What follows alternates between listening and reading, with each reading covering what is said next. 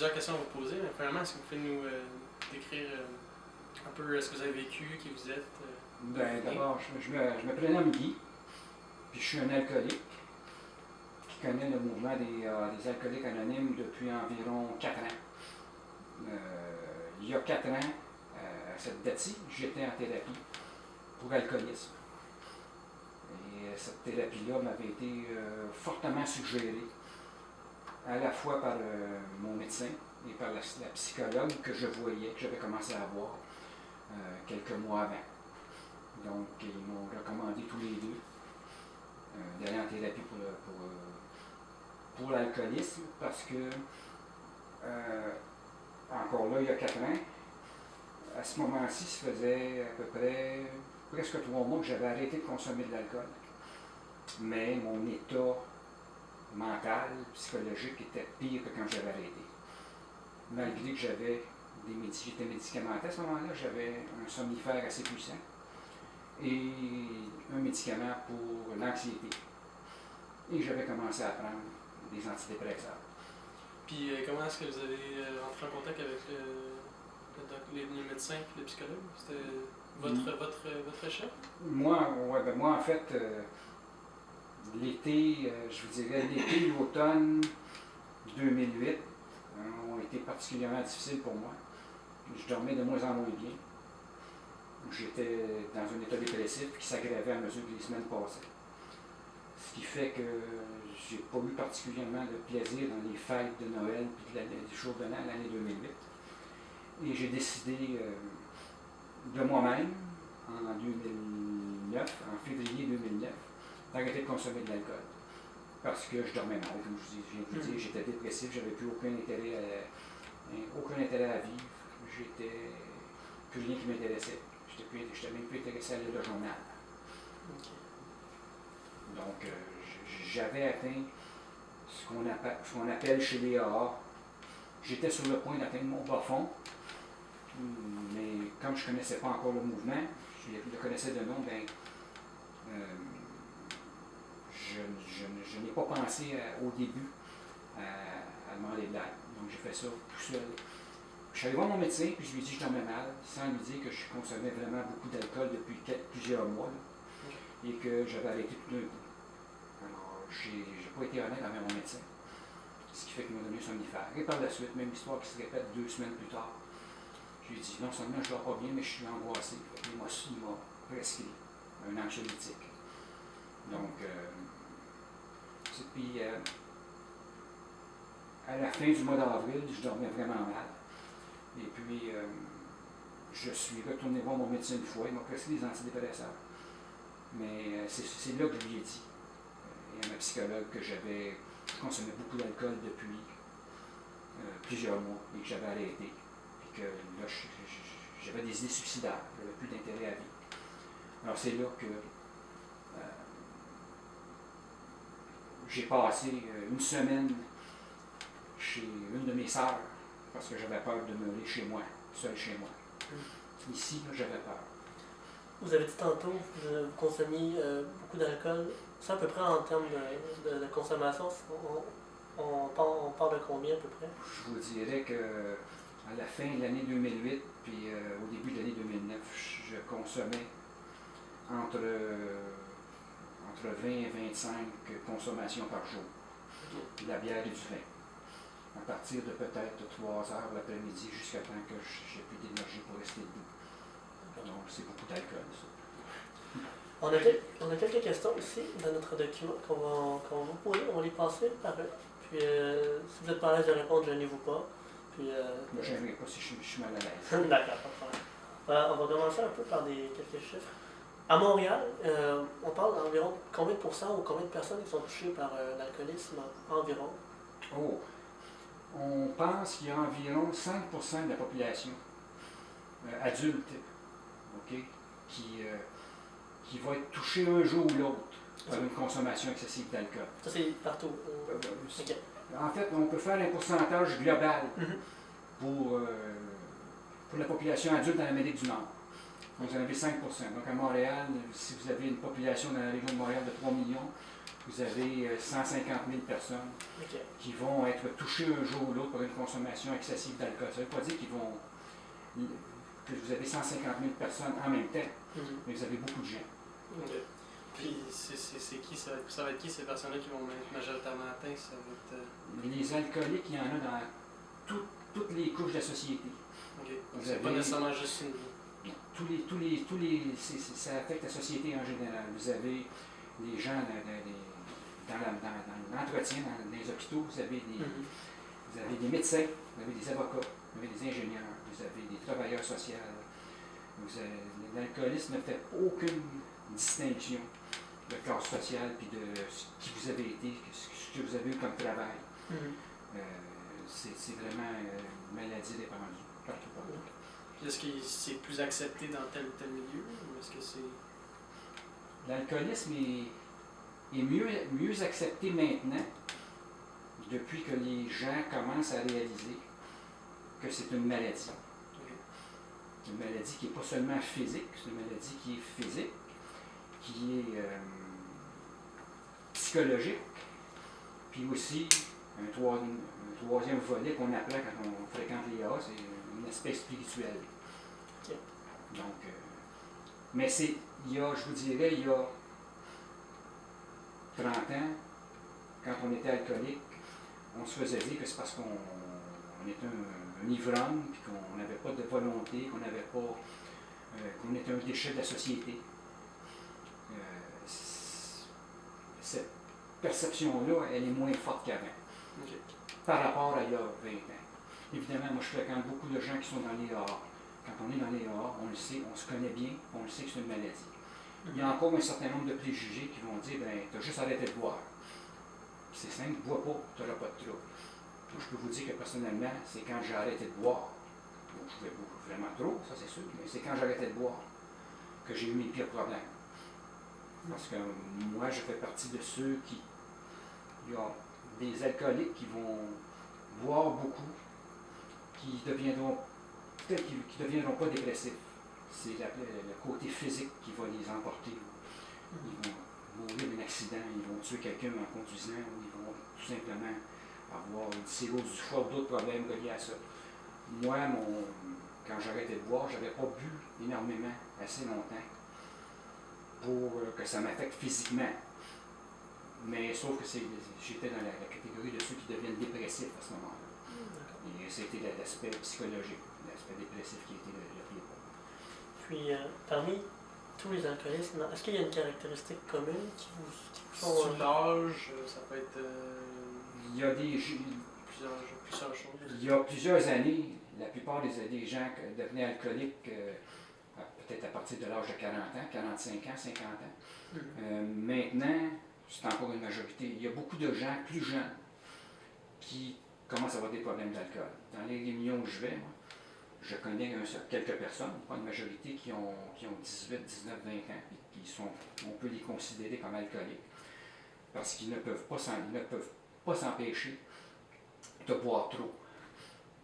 Parce que la caractéristique d'un alcoolique, dans le fond, peu importe l'âge, peu importe sa condition sociale, c'est que c'est une personne qui n'est pas capable de consommer de l'alcool normalement. Okay. Comme la majorité des gens vont faire un souper ou un party, ils vont prendre 1 ou 2 bières, 1, 2, 3 verres de vin, puis après ça, ils vont considérer, ils vont se sentir bien, ils vont considérer qu'ils en ont assez. Un alcoolique, ben lui, 5-6 consommations, c'est seulement pour se réchauffer. Et il y a quelque chose qui se passe après quelques consommations qui fait que notre corps, notre cerveau, une combinaison des deux, je crois, en veut de plus en plus. Ce qui fait qu'on consomme de l'alcool d'une façon. C'est une dépendance. C'est une dépendance. On a beau savoir qu'on boit trop. Quand je dis on, je réfère toujours à mon expérience, mais ça se vérifie avec beaucoup d'alcooliques. On le sait que c'est trop, on le sait que ça peut nous amener beaucoup de problèmes, mais on continue pareil. On continue quand même parce c'est une dépendance. Le mot drogue est exagéré, mais c'est quelque chose de nuisible, mais on ne peut plus s'en passer. Puis, qu'est-ce qui vous passe par la tête quand vous consommez, mettons, 2-3 consommations et vous n'êtes plus capable d'arrêter? Y a-t-il une pensée en particulier? Ben, moi, quand je consommais beaucoup, Après 2-3 bières, on développe une certaine tolérance Ok. à la consommation d'alcool. Cette tolérance-là, elle est physique. Puis aussi, quand on consomme beaucoup d'alcool, souvent, régulièrement, tous les jours, comme je faisais vers la fin, on se sent dans notre état normal. On se sent presque dans notre état normal en consommant beaucoup d'alcool.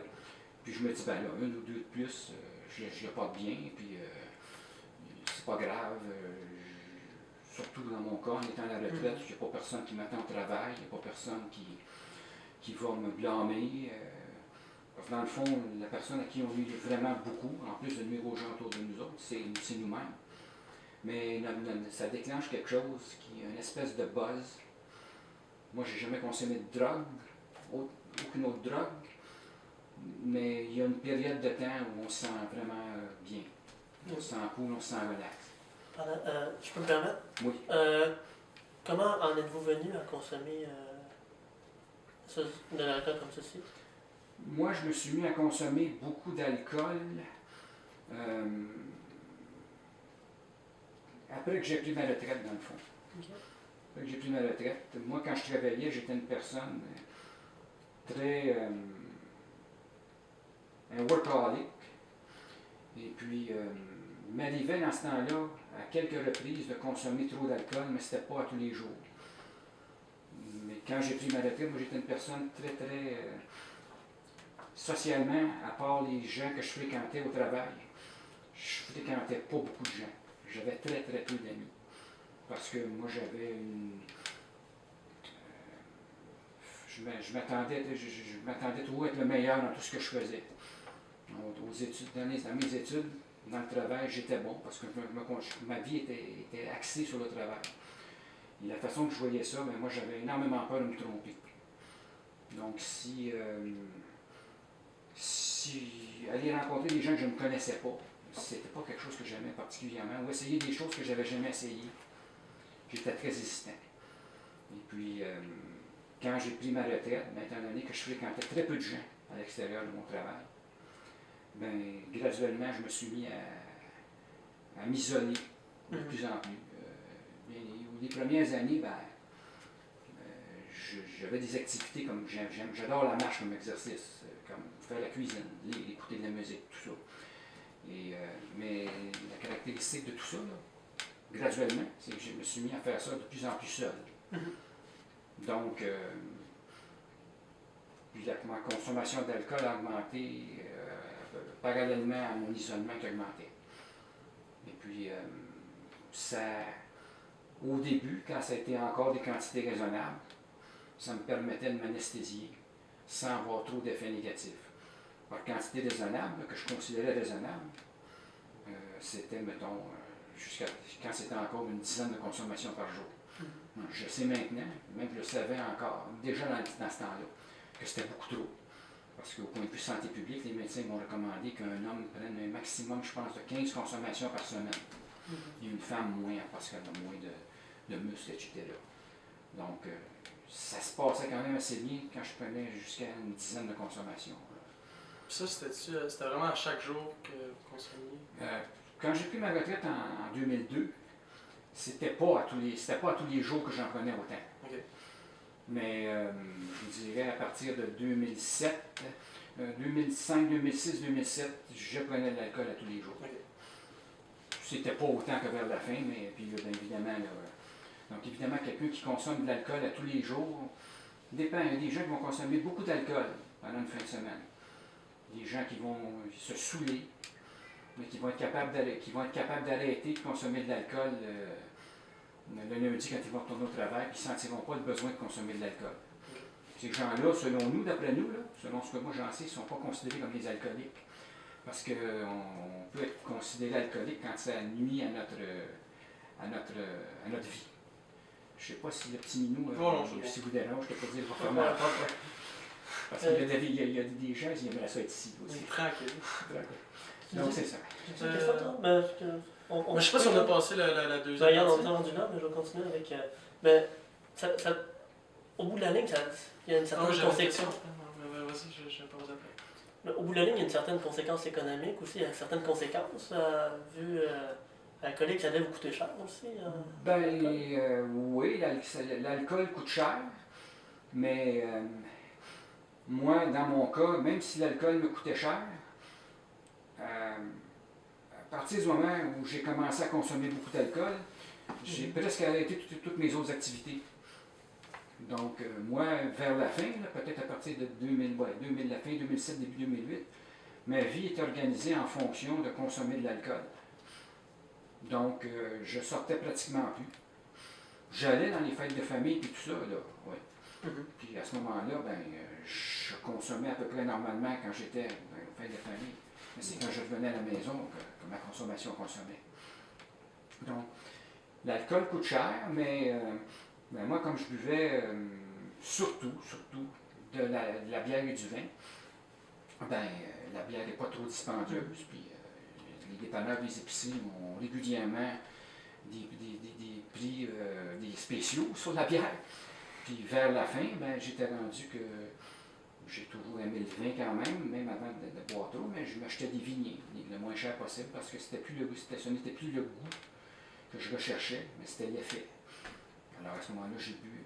Et puis l'alcool, même si c'est dispendieux, comparé aux autres drogues, c'est quand même le moins cher.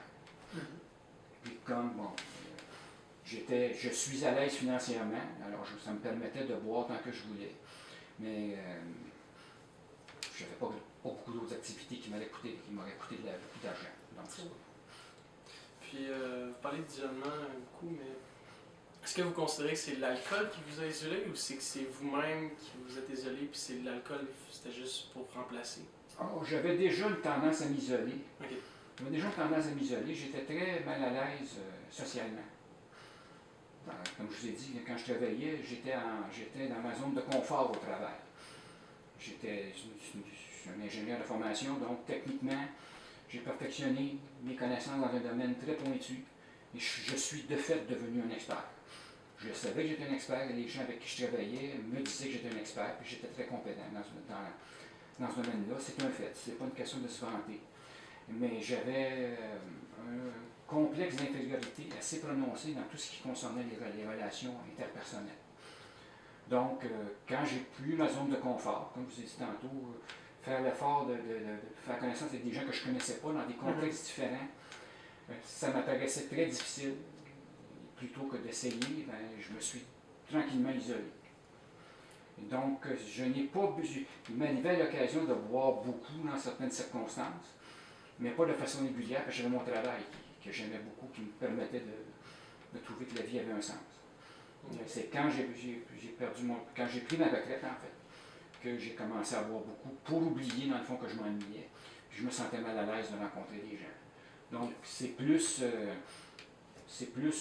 l'isolement et la crainte des gens qui m'a porté à boire beaucoup que d'avoir perdu tous mes amis puis d'être en chicane avec les membres de ma famille. J'ai pas besoin des autres, moi, pour me créer des problèmes avec l'alcool. Je l'ai fait par moi-même en grande partie. En parlant des conséquences, quelles ont été les majeures conséquences de votre consommation, que ce soit au niveau financier, familial ou peu importe? Financièrement, ça ne m'a pas affecté, Okay. Mais il m'est arrivé un événement en l'an 2000 ou fin 99, c'est que même si je ne le faisais pas de façon régulière, j'ai consommé vraiment trop d'alcool à une fête de famille. Puis en revenant, ben, je me suis fait arrêter, puis je me suis pour alcool au volant. Donc ça implique la perte du permis, la perte du jeu.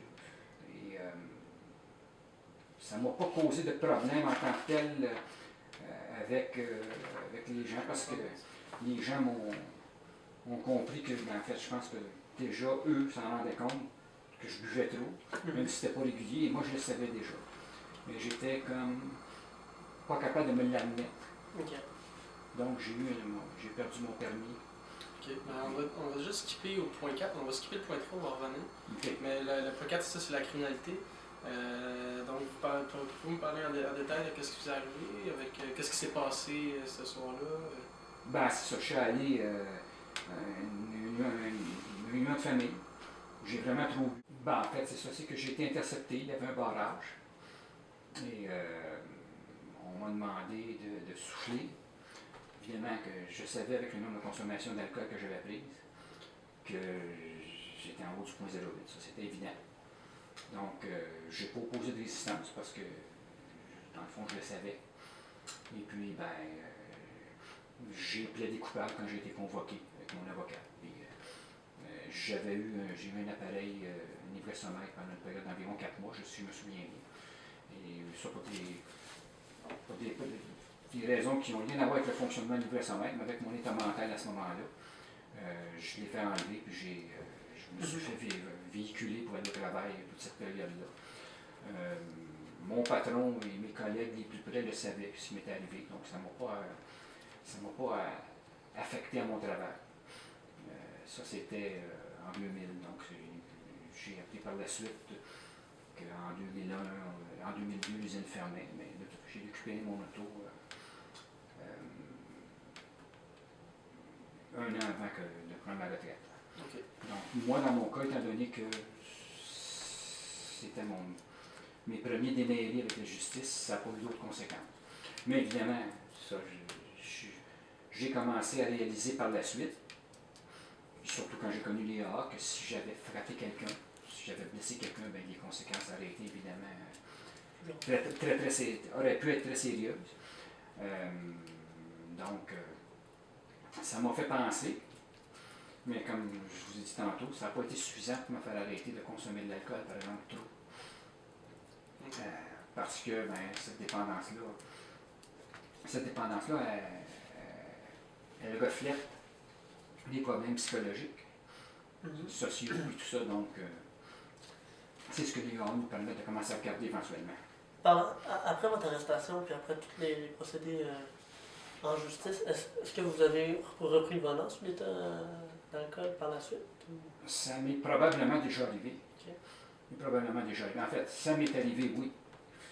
Pas les premières années, je vous dirais, mais par la suite, quand j'ai commencé à m'ennuyer puis à consommer beaucoup plus, m'est certainement arrivé. Moi, en fait, je ne prenais plus le volant le soir à partir du moment où je commençais à consommer beaucoup.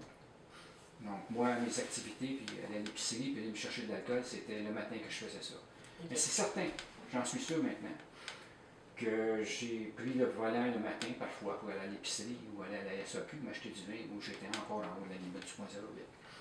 Parce que si on regarde mon poids, si on regarde la quantité de consommation d'alcool que je prenais, puis la vitesse à laquelle le corps élimine les consommations, j'étais certainement encore en haut du 0,08. Je ne peux pas dire le nombre de fois, mais ça m'arrivait.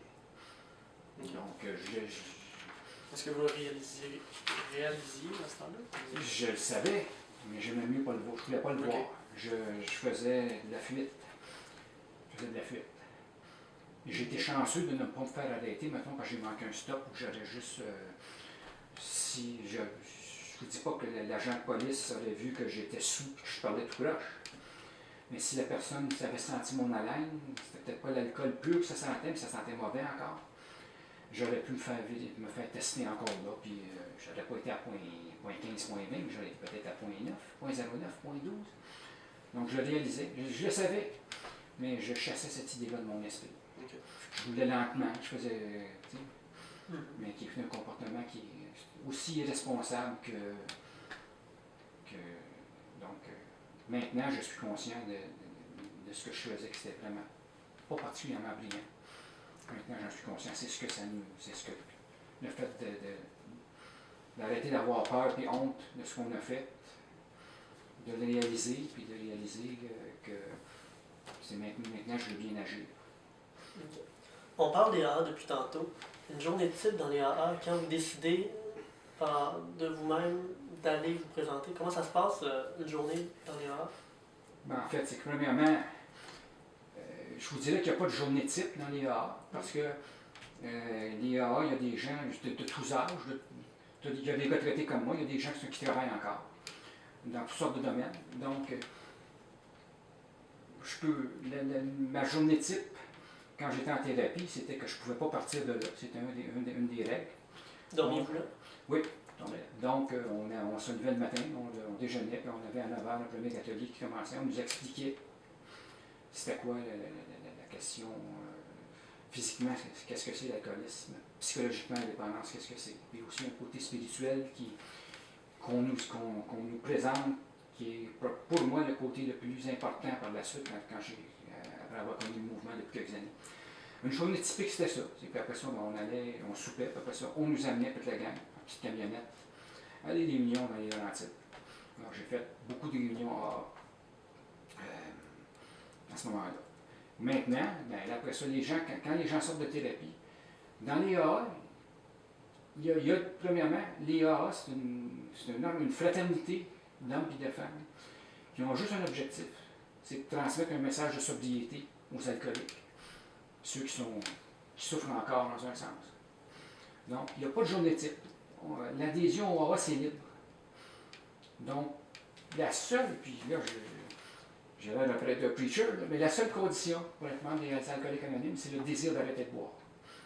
Il n'y a pas de carte de membre, il n'y a pas de cotisation, il n'y a pas C'est gratuit. C'est gratuit. On a des réunions, évidemment, puis pendant nos réunions, on a une collecte. La collecte sert à payer les frais de location des salles. C'est souvent des sous-sols d'église. Puis les dépenses pour du café, parce que les alcooliques anonymes ne boivent plus d'alcool, mais ils boivent beaucoup de café. Mais c'est dès qu'on rentre au travers les. Quand tu rentres dans les portes des halles, tu arrêtes de boire dans la consommation, c'est du jour au lendemain ou ça se fait sur une période? Ah, il y a des gens, moi j'ai connu les AA presque 3 mois après avoir arrêté de boire. Mais il y a des gens qui consomment encore de l'alcool, qui viennent nous voir. Parfois, ils sont peut-être pas sous-morts, mais ils sentent l'alcool. On réalise qu'ils ont bu un peu d'alcool. Et ce qu'on fait chez les AA, c'est qu'on les accueille. On leur souhaite la bienvenue. Puis on demande aux gens, pendant la réunion, s'il y a des gens qui sont nouveaux chez les AA, qui voudraient s'identifier. Mais si les gens ne veulent pas s'identifier, on ne les force pas. On a dans la plupart des réunions ce qu'on appelle un petit kit du nouveau, c'est une enveloppe avec une liste de réunions. Partout dans la région de Montréal, Laval, Rive-Sud. Puis aussi une explication de c'est quoi le mouvement des alcooliques anonymes. Puis la force du mouvement, une des forces du mouvement, selon moi, c'est la totale liberté que les membres ont. Il n'y a pas personne qui va te forcer à revenir, il n'y a pas personne qui. On s'identifie par notre prénom. Et il y a des gens qui vont venir chez les AA, ça va leur prendre plusieurs tentatives avant d'arrêter de boire. Il y a des gens qui vont boire, mais qui vont arrêter pendant 2-3 mois, qui vont rechuter, on appelle une rechute, qui vont recommencer à boire. Mais une des choses les plus frappantes, c'est que les gens qui vont revenir, même s'ils ont rechuté, on ne les jugera pas, on ne les exclura pas. Les seules fois où on va te dire aux gens, c'est que s'ils sont violents, puis qu'ils ont consommé beaucoup, puis qu'ils veulent se battre avec les gens, des gens d'expérience dans les groupes vont à ce moment-là leur dire viens, on va aller. Tu fumes-tu toi? Ben, viens, on va aller fumer à l'extérieur. Viens, on va t'apporter un café. Donc il n'y a pas de journée type dans le sens que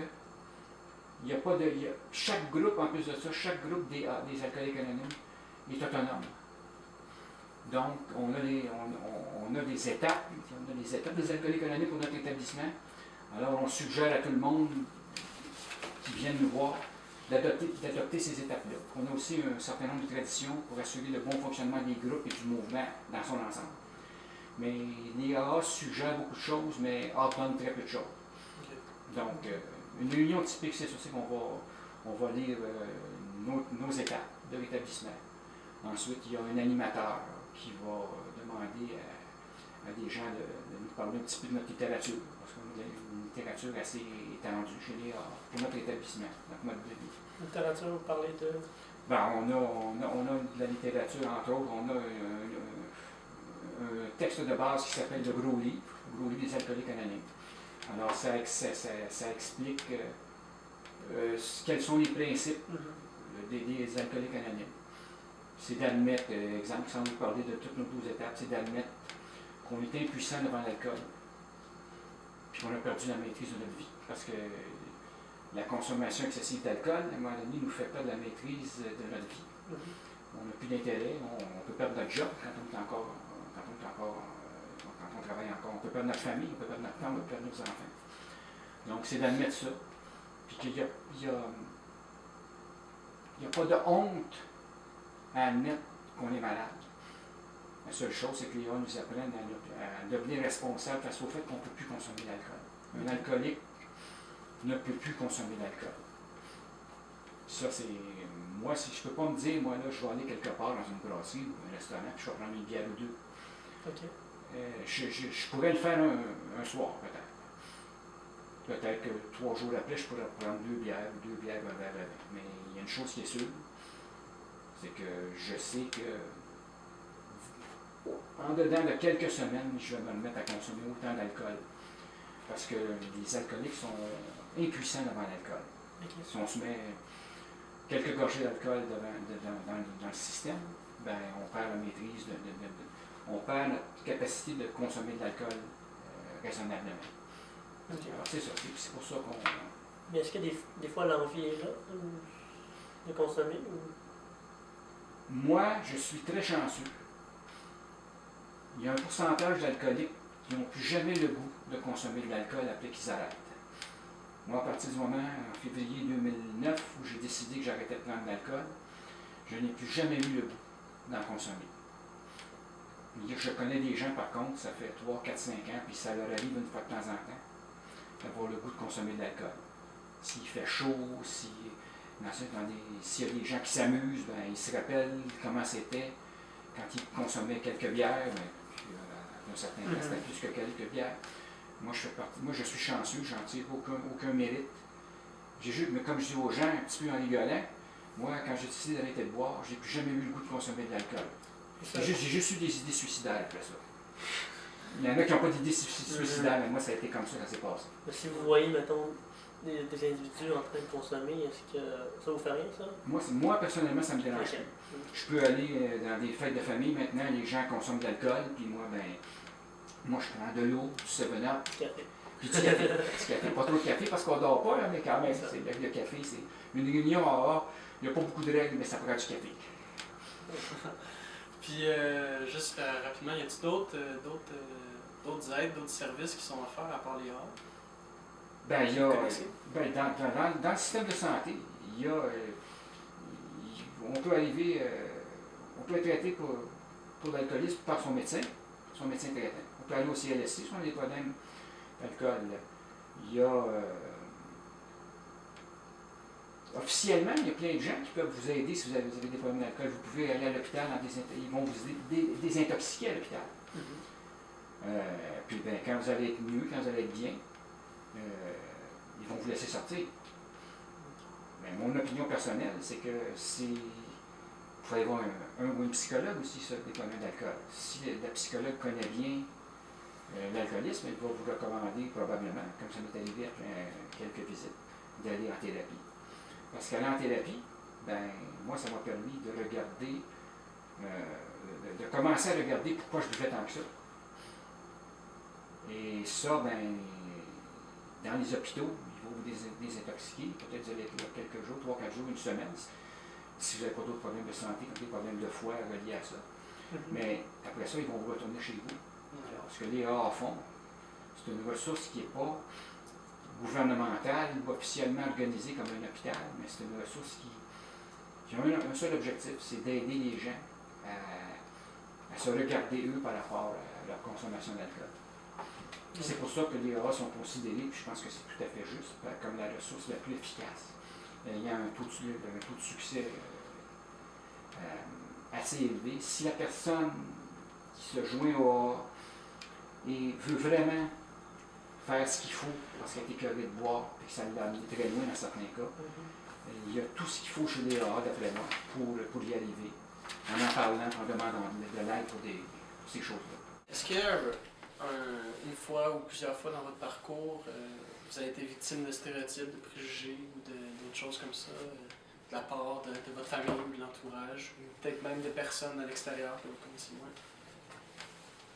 Moi, personnellement, non. Non? Parce que je buvais seul. je pense que les membres de ma famille savaient que j'avais un problème. Puis mon problème était plus un de repli plutôt que de vouloir me retrouver dans des situations où j'aurais pu perdre la tête en buvant trop. C'est évident que si on se bat avec des gens, puis qu'on les vole, puis qu'on les agresse, mais je connais des gens qui se sont fait dire, parce qu'eux ont été buvaient en société beaucoup, puis qui ont eu beaucoup de problèmes. Quelques personnes se sont fait dire que c'était carrément des ivrognes. En anglais, le terme c'est drunk, mais drunk, ivrogne veut dire saoulon, que tu n'as pas de volonté, que tu es un déchet. Puis certaines personnes se sont faites, dans certains cas, certaines personnes se sont carrément fait dire par certains membres de leur famille, on ne veut plus le voir. Okay. Parce qu'il y a eu beaucoup de problèmes liés à l'alcool. Puis vous, comment la famille elle a réagi après vous? Moi, ma famille, je ne peux pas parler pour tout le monde, mais je pense que les membres de ma famille ont tous été très contents quand ils ont appris que je m'en allais en thérapie, parce que même si je voulais le cacher, c'était évident que j'avais un problème depuis un certain temps. Je pense qu'ils sont surtout très contents de voir que ça a donné des résultats, puis que maintenant je vis au lieu de me cacher, puis que j'ai plus besoin de... mais il y a encore un certain nombre de préjugés, parce que des gens vont dire, tu as juste arrêté de boire, arrête de boire. Mais la consommation d'alcool, c'est un symptôme de quelque chose de beaucoup plus profond en dedans. Parce qu'il n'y a pas personne, d'après moi, qui boirait tant que ça, juste pour le plaisir de boire. Parce que moi, je suis chanceux, je me suis arrêté à temps, mais j'aurais pu me rendre malade physiquement, j'aurais pu avoir des gros problèmes, j'aurais pu frapper quelqu'un en auto, j'aurais pu...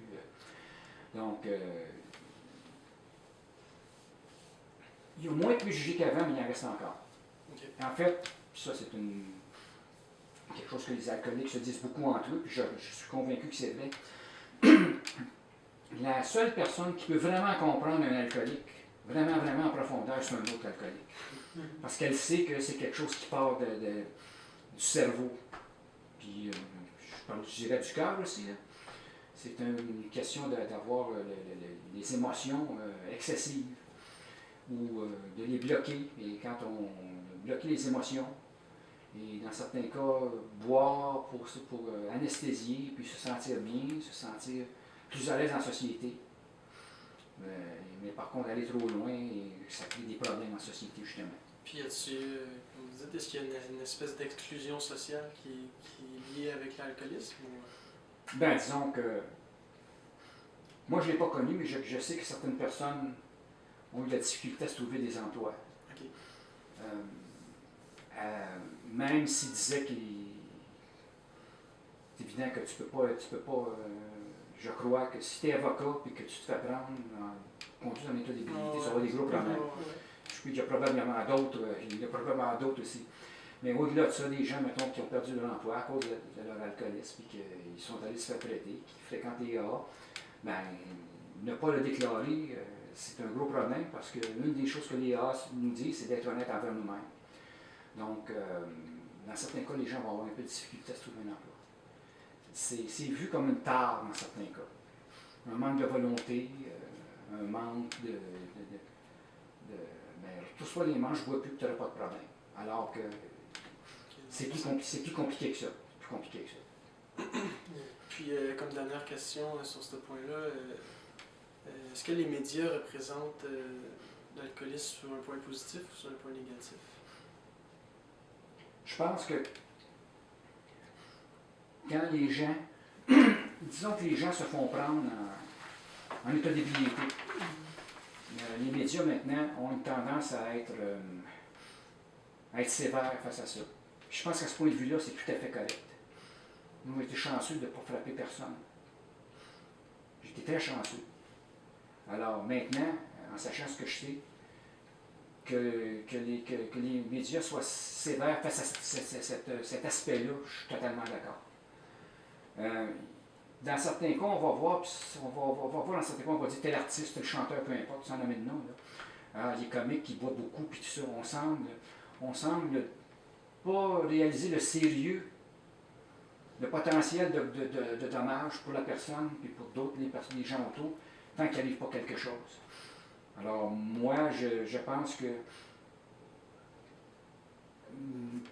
il y a une chose que je voudrais ajouter aussi, c'est que On parle de plus en plus, une fois de temps en temps, à la radio, à la TV, de l'alcoolisme d'une façon très responsable, beaucoup plus qu'avant. J'ai vu, tout le monde en parle à quelques reprises, des artistes, des humoristes, parler, éluder un petit peu, faire référence au mouvement des AA ou de d'autres fraternités attachées à la consommation de drogue, sans les nommer. Mais écoutez parler ces gens-là, moi je le sais que ces gens-là sont... Et ils parlaient de ce que ça implique de se rétablir d'alcoolisme. C'est pas seulement d'arrêter de consommer de l'alcool. Ça, c'est... Jusqu'à un certain point, ça peut être assez facile. Mais ce que ça implique socialement, puis psychologiquement, puis spirituellement, d'arrêter de consommer de l'alcool, c'est de se regarder vraiment comme personne. Pourquoi je fais ça? Pourquoi j'ai fait ça tant que ça? Je dirais la partie de... pour l'alcool au volant, je suis d'accord que ça soit sévère. Okay. Puis pour ce qu'il y en a, qu'on présente l'alcool, quelqu'un c'est rigolo parce que la personne a bu. C'est parfait si elle prend pas. Est-ce que c'est une espèce de déni social de ce problème-là? Est-ce que les personnes ne perçoivent pas comme un problème? Ou... Ben, c'est pas... Il y a la très grande majorité des gens sont capables de prendre de l'alcool de façon responsable et raisonnable. Okay. Il y a 90, 92, je ne sais pas, % des gens qui sont capables de prendre de l'alcool, en prendre en fin de semaine. Donc le problème, je pense que le problème n'est pas avec... Le problème, c'est pas avec ceux qui consomment raisonnablement. C'est avec ceux qui ne consomment pas raisonnablement. Puis je pense que... Puis ben, évidemment, l'alcool, c'est disponible partout. Hein. Ouais. L'alcool est disponible partout. Il est disponible... tu vas avoir votre bière n'importe quand au dépanneur, à la SAQ. Une chose, moi, que je trouve un peu surprenante, c'est que la SAQ offre des rabais si tu achètes 12 bouteilles. Là. Mais pour quelqu'un qui ne consomme pas d'alcool de façon excessive, pas un problème. La personne, les bouteilles vont lui durer 2 mois. Ouais. Pour quelqu'un qui en consomme trop, ben, ça peut être... mais encore là, je pense que la société évolue tranquillement. Il y a de plus en plus de gens qui savent qu'il y a un côté psychologique de la consommation d'alcool. OK. Donc, ça s'en vient.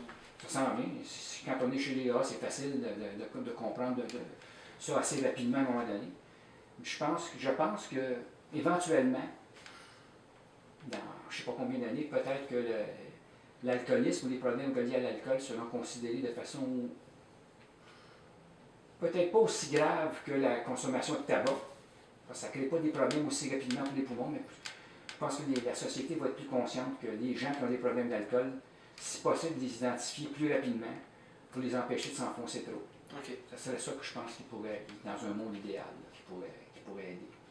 Donc, merci beaucoup. Ça va vraiment gentil. Merci. Ça fait plaisir. C'était vraiment intéressant.